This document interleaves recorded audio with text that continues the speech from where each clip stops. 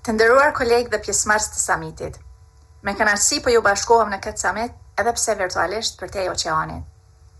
Para 5 viteve u ktheva në Kosovë dhe ju bashkova zërave tuaj në mbrojtjet e lumenjve. Si shumë prej jush, besoj se pas gjithë sakrificave për vendin, nuk duhet të qëndrojmë të heshtur përballë shkatrimit të lumenjve për përfitime private. Si aktivist kemi arritur shumë. E kemi ngritur zërin dhe dëshmuar rëndësinë e lumenjve dhe parqeve kombëtare, cilët nuk janë vetëm rrjedhë e ujit, por janë historia dhe ardhmja jonë. Ata janë Kosova. Politikanët dhe kompanitë e hidrocentraleve me vite po mundohen të dobësojnë lidhjet tona me parqe kombëtare, sepse sa më pak njerëzve që ju rah zemra për ato vende, aq më lehtë bëhet shfrytëzimi i tyre. Qeveritë e Kosovës një pas një po na dështojnë. Sa herë që është rasti për të mbrojtur vendin, ose ka heshtje, ose dalin krahët shkatruesve. Konkretisht për shembull janë rastet e hidrocentraleve në përgjykata në Kosovë dhe tash në atë arbitrazhit, ku në vend që të mblidhen forcat në mbrojtje të Kosovës, po bëhet çmos që të humbë Kosova. Duan që të humbë Kosova sepse duan dërgojnë mesazh. Rrini larg bizneseve tona. Kjo është e dëmshme. Natyrisht mund të jetë edhe demoralizuese, por sot duhet ju kujtoj, sidomos aktivistëve të rinj, se bashkë tash është momenti për të ngritur zërin. Kosova ka nevojë për mbrojtës të lumenjve të guximshëm, ka nevojë për zërat vendosur. Asgjë nuk është më rëndësishme për Kosovë se sa uji. Sot, sikur më parë, është bërë e qartë se resurset ujore janë një nga arsyet më kryesore për pushtim. Askujt nuk i vjen një tokë pa ujë. Prandaj, ngritni zërin në çdo kohë dhe vend. E më rëndësishmja, besoni në fuqinë e juaj për ta bërë Kosovën të begatshme për të gjithë.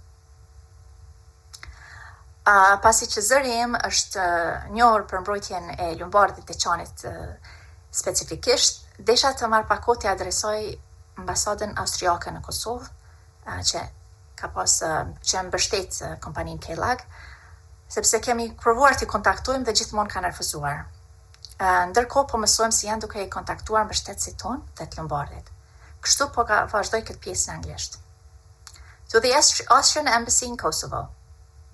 We have fought for our rivers, our land, and our future. You may have ignored us, but we stood firm despite the threats and pressure from your company, because we know our cause is just. Lately, in the last year or so, we've learned from some of our key supporters in Kosovo and outside that you, the Austrian Embassy, has reached out to them, offering support for their work. But let's be clear, you're trying to silence them. And us. This similar tactic is in use by Kelag as well, although they have our politicians to act on their behalf. They've been using financial and business incentives to silence people in the chan. You resorted to these tactics when it was clear that we were not alone, and you could not silence us with threats. What you are doing doesn't just hurt Lombardy. It holds back our country's progress, and it is an attack on our right to speak freely. I was quite disappointed to learn what you are doing, and I could not get my head around how could you resort to such tactics. And then came the next thing that left us shocked and angry. It was when you openly posted pictures of Austria's Minister of Justice, Alma Zaric, meeting the President of Kosovo's Constitutional Court, Shpresa. This was just days after the courts had ruled in favor of Kelag, and right before we could even file our appeal. You claimed that you were there to encourage independent judiciary. So, as our Constitutional Court is about to address Kelag's interests, you thought it's a good time to lecture them in independent judiciary. Let that sink in, everyone. The message you sent was loud and clear. We have the power, even here, and we will silence you. But let me be just as clear. We got your message, and we're not backing down. We still believe in our courts. We believe because that is our last chance. The politicians and institutions they lead, they are already yours. We're not given access even to the simplest documents about Lombardy, and that's our fundamental right. I'm addressing you, the embassy, today because people in Kosovo don't feel free to speak out, especially against an embassy. And you know this.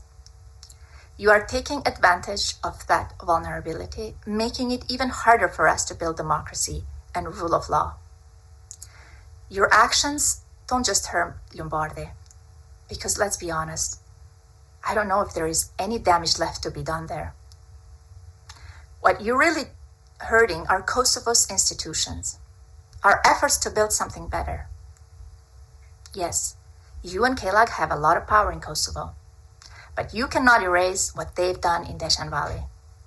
We have documented every step you have taken and are taking, and history will tell the truth, that you stood on the wrong side, that you crushed hope instead of helping build a free and fair future for Kosovo. We've appealed again and again, but I'll say this again. Please stop.